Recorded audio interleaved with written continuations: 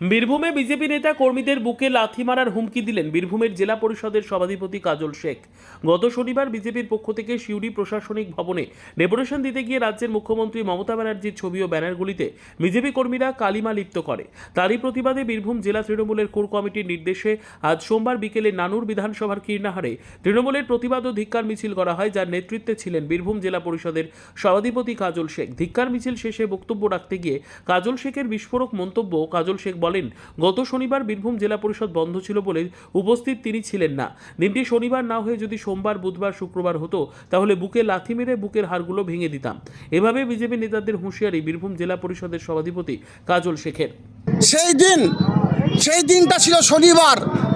সেই দিনটা যদি শনিবার না হয়ে মঙ্গলবার হতো, কিংবা বুধবার হতো, কিংবা শুক্রবার হতো, তা যে বন্ধু ওখানে গিয়ে মমতা বন্দ্যোপাধ্যায়কে কালিমালিপ্ত করার চেষ্টা করেছেন, তার উদ্দেশ্যে একটাই কথা বলবো, যদি কাজল শেখ ওখানে প্রেজেন্ট থাকতো, তোমার বুকে লেতিয়ে বুকের হাড়গুলো ভেঙে দিতাম আমি।